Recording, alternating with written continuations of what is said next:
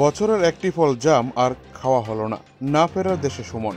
সুমন পালের বাড়ি বিলোনিয়া মহকুমাধীন ভারত চন্দ্রনগর ব্লকের উত্তর বিলোনিয়া এলাকায়। পেশায় একজন সবজি বিক্রেতা। 10 বছরের শিশু কন্যা রয়েছে। গত বুধবার দুপুরে নিজ বাড়ির জাম গাছে উঠে জাম পাড়তে গিয়েছিল। জাম গাছ থেকে পড়ে গিয়ে গুরুতর আহত হয়।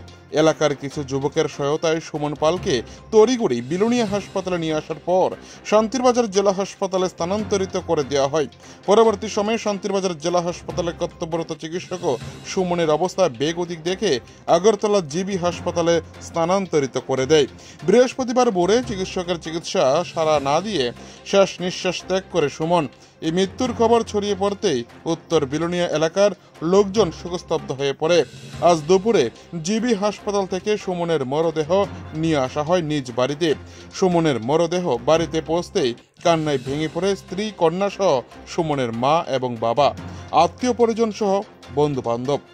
এরপর চোখের জলে শেষ বিদায় জানিয়েছে এবং তার শেষকৃত্য সম্পন্ন হয়েছে আজ।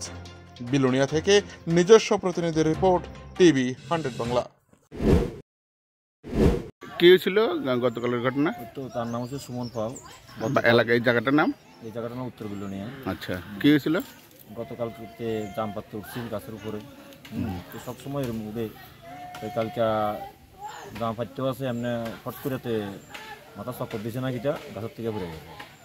10 উপরে 10-12 উপরে হইব। আর কেউ আসছিল না সাথে? আসল বাড়ির ফ্যামিলির লোক আছে। আচ্ছা, কটার সময় এই ঘটনা? গতকাল 12:30টার দিকে। গতকাল 12:30টার দিকে। এরপরে এবার আমরা ধীরে ধীরে বিলোনিয়া হসপিটালে নিছি। এনে যাই মাথা দুদিক দিয়ে ফাটছি, তারপর সিলে তুলে দিছি।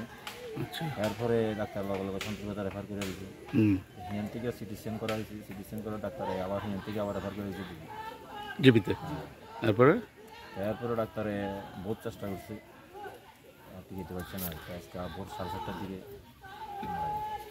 আচ্ছা, ওর ফ্যামিলিতে আর কে কে আছেন? তো মিসেস আছে আর একটা মেয়ে আছে। মেয়েটা মনে হয় 4 না 5 জানি করে। কি করেন উনি? তো নদীটি করে সবজি ব্যবসা করেন।